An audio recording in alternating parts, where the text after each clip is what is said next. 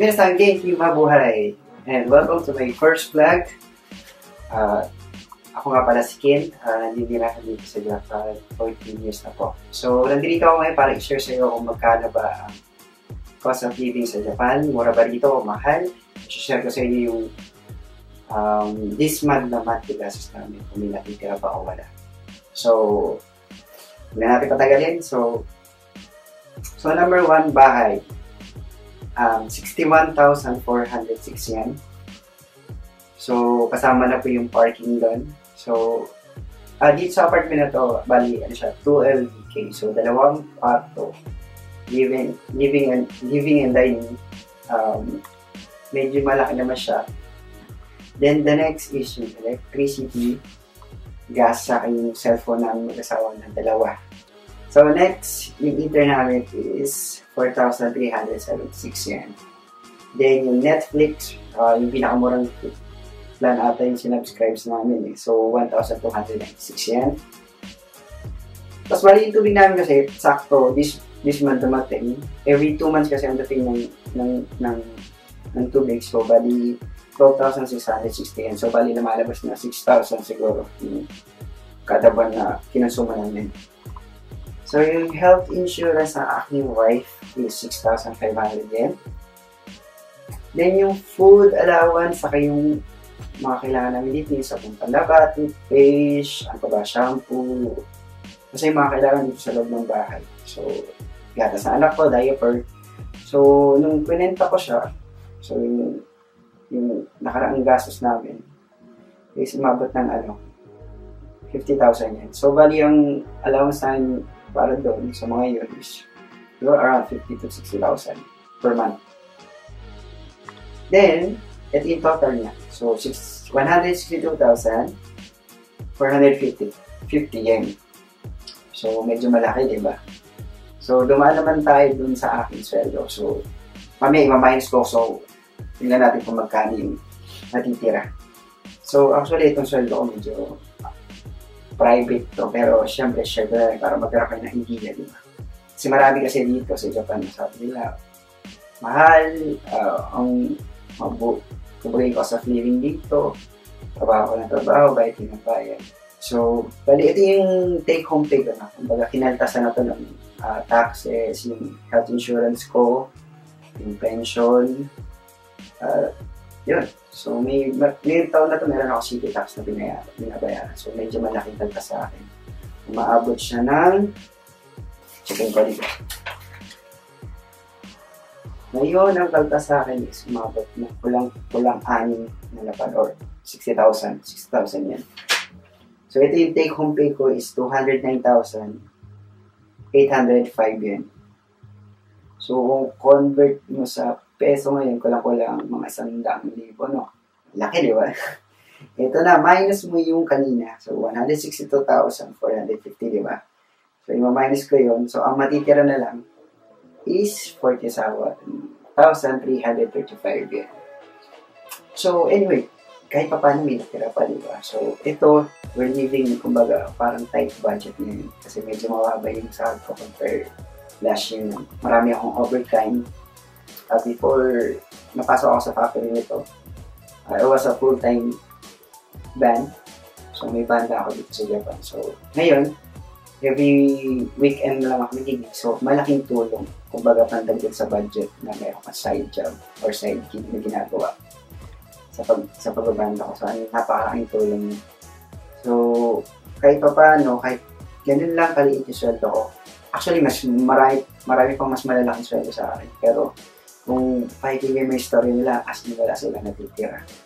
Kasi ang dami nilang loan. So, good thing about me kasi wala kami binabayaran loan ngayon. Wala sa Pilipinas. Kumbaga yung kotse ko na bayaran ko pa noon, 3 years ago na fully paid ko yung kotse ko. So, ngayon, loan free kami ngayon kahit sa Pilipinas. So, ang iniisip na namin yung padala sa mama at papa ko. So, yung mga kapatid ko kasi may mga kananan sa pamilya. So, pinapadala ko na lang din yung mga magulang ko. So, para sa akin, wala sa laki or liit na sweldo. Kumbaga, ang tanong, may natitira ba? Ay, naku lang yung nagtatrabaho. Dati kasi, yung wife ko nagkatrabaho rin. Umuwi na kasi yung mga magulang ko, sila yung nagbabantay dun sa baby namin. So, ang laking tulong na dalawa kayo nagkatrabaho sa family kasi.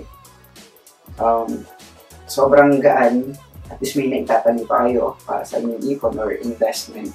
Pero ang pinakamaganda dito sa Japan is, merong support ang natatanggap. So, from the government. Katulad ng anak namin na meron siyang allowance every 4 months may natatanggap siya. So, ganun. Mahal ang tax dito. Sobra. Mahal talaga. Pero nakikita mo naman kasi, di ba? Kahit, although mahal yung taxes nila, nakikita mo yung development ng country nila. Ang ganda ng daan, ang ganda ng mga facilities nila. Ang ganda. Sobra. Iba pa rin talaga yung nasa Japan kasi nakakabili ka kahit pa paano yung mga bagay na gusto mo. Kumbaga kumpara dun sa factory worker sa mga Pilipinas, di ba? Kasi nga, sa patas, di ba? Kaya pa makabili. So, pasalamat na rin kasi nandito tayo sa Japan, kumbaga. Grabe opportunity, kumbaga. Tanggalin natin yung luho sa katawan, yung mga, kumbaga, unahin natin kung meron kayong goal na nice na marating, siguro focus muna tayo doon. Bago dun sa mga ibang bagay. Kumbaga, live according to your means, kumbaga, mamuhay lang ng tama, kumbaga. Sa amin kasi ngayon, kahit medyo mababa yung sweldo ko ngayon, yung gastos naman namin medyo hindi siya sumusobra dun sa sweldo ko. So kahit pa paano, magaan pa rin siya. So ngayon, nagpo-focus kami, savings and investment. Learn to manage, kumbaga. Kailangan mantay sarado mo yung ginagastos nyo, yung lumalabas sa pera. So para hindi rin tayo nahihirapan. So ako later on ko na lang din natutunan yung pagbabudget. So napakalaking bagay talaga. Kahit saang solo ka man ng ibang bansa or kailangan yung standard of living nyo kailangan. Sabi nga nila, di ba, the more na lumalaki yung sweldo mo, that yun yung gastos, di ba? Pero sa akin natutunan ko, kaya the more na lumalaki yung sweldo mo, grabe yung opportunity na hindi na makapag-ipong ka.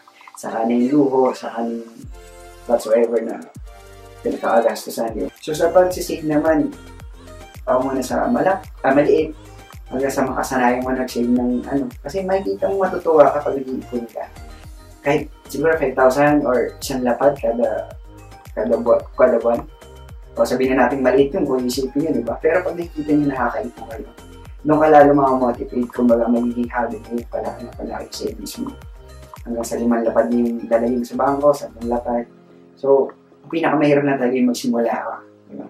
So ako start ako ng ganyan. Binayaran ko lahat ng loan, tinanggal ko yung mga credit cards, ginarab ko yung opportunity na wala akong binabayaran. So, dandan, nakaipon ako, nagkaroon ako ng mga investment.